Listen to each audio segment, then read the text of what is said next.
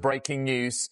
Brendan Rodgers has left as Celtic Football Club manager, and he has been replaced in the interim by Martin O'Neill and Sean Maloney. We'll bring you plenty more on this.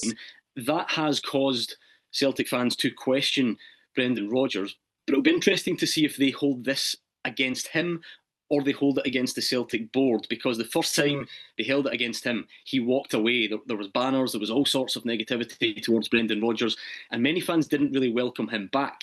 That shifted a little bit in the summer. I often heard the narrative amongst the Celtic fans in the summer that if Brendan Rodgers was to walk away, he would do it with the best wishes of the Celtic fans, because it would be an acknowledgement that he hadn't been backed by the board. But we're now a couple of months on, so I think there will be a real split here. I think some Celtic fans will feel that the board has pushed Brendan Rodgers and that he's not had the backing he deserves, but for sure it will damage his legacy in the eyes of some.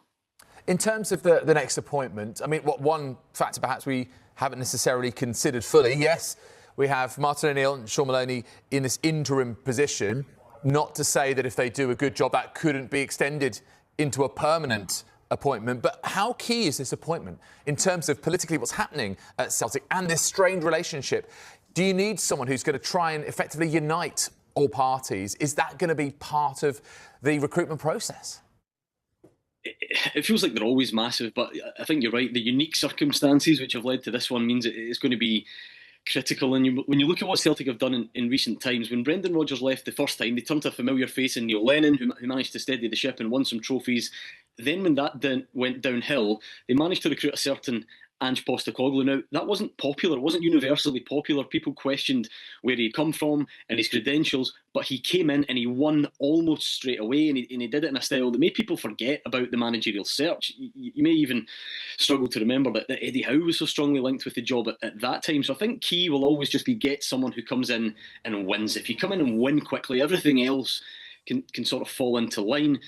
But this feels like more than just managerial issues at Celtic. We keep mentioning it every week. The fans are protesting, they're throwing tennis balls onto the pitch at Dens Park, they've got banners up. A large number of them won't change at boardroom level. They don't feel that the structure at Celtic is functioning the way that it should. So in some ways that remains unfixed by a change of manager. So these are massive days ahead for Celtic. First of all, they'll have to get the managerial appointment right. If that manager then wins everything before him straight away, then maybe the other stuff does die down slightly, but it won't go away completely.